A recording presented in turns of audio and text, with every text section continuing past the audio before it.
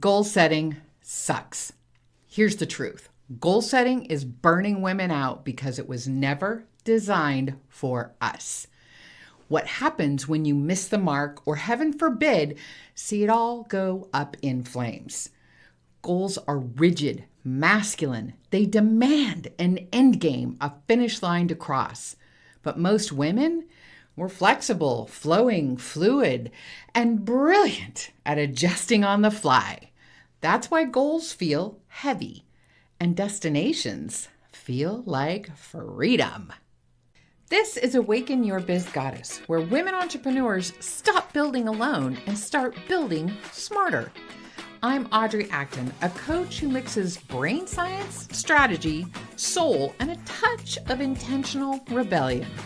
Together, we'll uncover the tools and connections that move you forward without burnout. Let's dive in.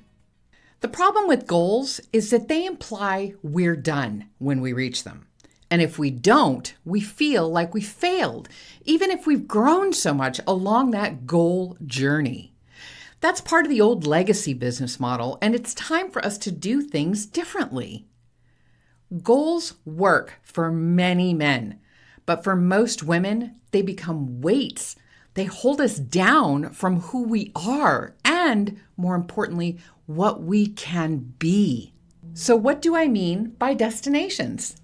Imagine your life and business as a giant map.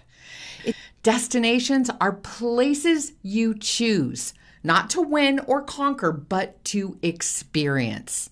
Let's make this real. Say you have an Aunt Mary in Phoenix that you adore.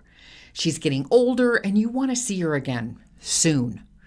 You also want to go to Disney World, Washington, D.C., Yosemite, and maybe even climb that volcano in Hawaii. Now your map has all of these markers on it, and it's time to prioritize. Well, Aunt Mary goes first because your heart says so. So you set it up and off you go to Phoenix. Next, you know Yosemite is going to take some prep. Disney and DC both involve a lot of walking, so you decide to do those first and get moving again. DC is closer to home, so you go there first. Then Disney, because it'll be winter and not so hot in Florida. DC ends up telling you that you need better shoes. Disney showed you that, wow, you are not in shape enough for Yosemite. So you start training and then you head to Yosemite and struggle, but learn what you need to do differently next time. Now you wonder about that volcano. Do you train harder and go for it? Or are you choosing a totally new destination? And maybe you hear the volcano has been closed to tourists and you have to adjust completely. Do you see? Each step teaches you something. Each destination shapes you. None of it is a failure. It is all simply experiential. At the beginning, you chose those destinations because of what you wanted to experience along the way. You didn't choose to go to Disney in order to strengthen your body to be able to hike in Yosemite. That was just a bonus. What you chose is the experience of each of them. Aunt Mary, as your first choice, was wise and logical, and also exactly what you wanted to do first. You wanted to go love on her and be loved back. You wanted to experience that connection to someone that you love. While you spent time on the logic of each step along the way, you also aimed at the true experience of each destination. That's how your business works too. We all tend to live in the future, jumping ahead, working on step 83 while ignoring step 27 right under our feet. But here's the thing. By the time you get to step 83, you won't be the same person you are at step 27. And step 83 might not even be where you want to go anymore. That's why staying present in the current destination matters. Step 27 is real. Step 83 is a dream placeholder. I did this with myself recently. I restarted this podcast after years away, and ideas came pouring in, dozens of them. Suddenly, I was planning things at step 52 and then 83 and even 112. It was exciting and exhausting. Those ideas are brilliant, but they aren't ready. I'm not ready. So I came back to my roots, MizMind. I chose MizMind because it makes my heart sing. I've lived it. I've loved it. I've seen the shining faces, the aha moments, the tears, the laughter, and joy of women building their dreams, and cupcakes and wine along the way as well.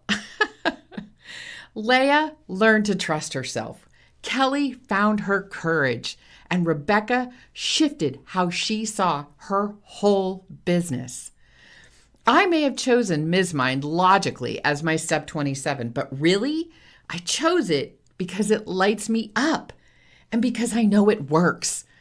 The first version was back at step 13 for me. I'm able to simply adjust my map now. I'm at a new destination without the vision of failure tainting this best version of MizMind. I didn't fail the first few times around. I sat in each experience and learned, and I grew along with it. And now at step 27, I can see all my future destinations from here, but I'm not in love with them yet. I haven't grown into them or experienced them fully, and that's okay. I'm here now, ready to walk this part of my map. And here's the best part.